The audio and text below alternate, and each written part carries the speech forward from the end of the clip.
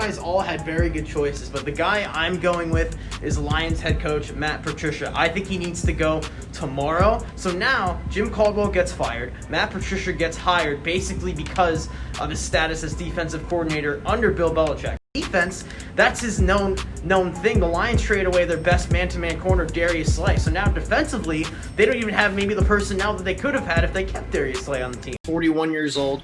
Brady is 43 years old. Now we know that their physical skills are deteriorating. It's so hard in the NFL when you have a short lifespan to really keep up with what you were when you were entering the league.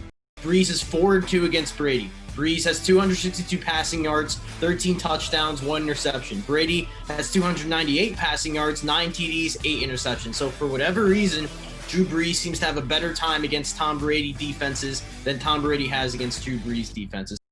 I'm Jordan Wolff with your team update, which is brought to you by Goldfish Crackers, the snack that smiles back.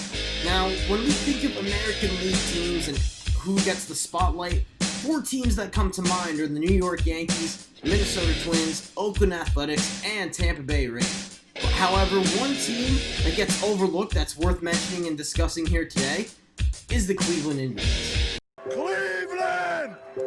This is for you! Despite pitcher Trevor Bauer being traded to the Cincinnati Reds during last year's trade deadline, pitcher Corey Kluber signing with the Texas Rangers this past offseason, and pitcher Mike Clevenger being traded to the San Diego Padres, the Indians are 26-19 and are 2.5 games back of first place in the American League Central Division.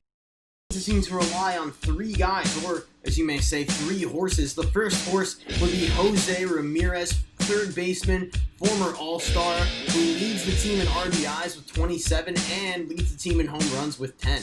Secondly, you got the heart and soul of their team, young phenom Francisco Lindor, who is tied for the team lead in hits with 49. Third horse, maybe the biggest horse, the power horse, Franmil Reyes, tied for the team lead in hits with 49, leads the team in average with a 3.04 average. With their starting rotation, which is arguably the best in the American League, led by Shane Bieber, Zach Plesac, Tristan McKenzie, Aaron Savale, and Carlos Carrasco. So here are some stats for you. First in the AL in ERA with a 3.04. Innings pitched 403 in a 60-game season. That's pretty crazy. Runs 143. Earned runs 136. First in that. First in walks 111. First in strikeouts with 456, second in hits, and third in home runs allowed. So the Indians have really had to be pleased with what they've been seeing from their rotation. The Indians will hope to continue their winning ways on Sunday at 2:10 p.m. as right-hander Tristan McKenzie takes the mound. So Indians 26-19, 2.5 games back of the division, and that was your Cleveland Indians team update.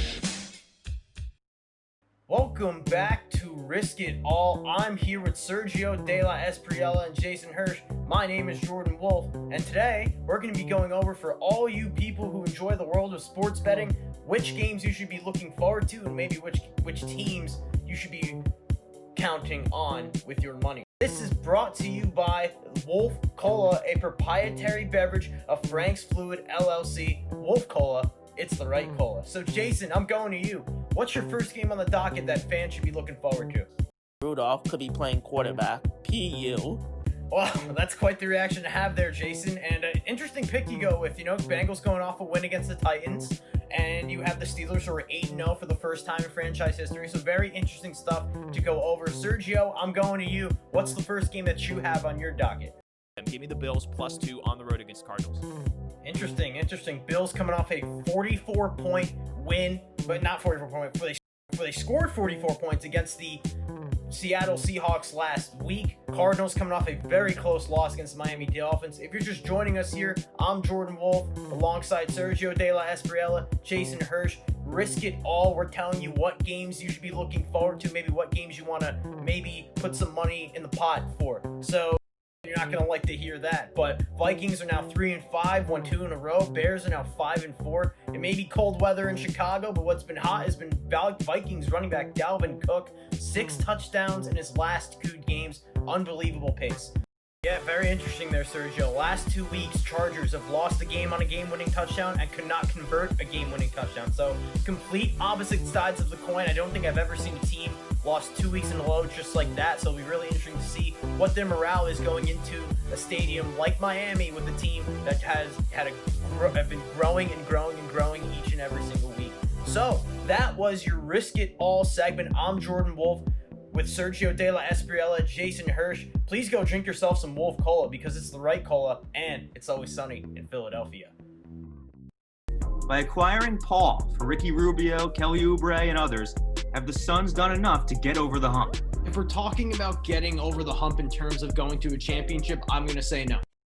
Because they don't match up with the Lakers, they don't match up with the Clippers, they don't match up with the Nuggets, they don't match up with a team like the Warriors who has returning Steph Curry and Klay Thompson, along with potentially getting James Wiseman in the draft, and on top of that, Andrew Wiggins on their team. So that team could also be deadly. But we're talking about in terms of getting to the playoffs, this is a desperation move, and I mean that in the sincerest form of flattery, because if you're the Suns, if you're a fan of the Suns, you've been disappointed ever since the Steve Nash and Amari Stoudemire years when they made it to the playoffs consistently with them. They haven't had that same success since. And now you're getting a guy like Chris Paul, right? Pure point guard, one of the greatest point guards, in my opinion, of all time, can average about 10 assists a game, can average 18 points a game. He's a guy that's going to help elevate the younger players that the Suns have on that team.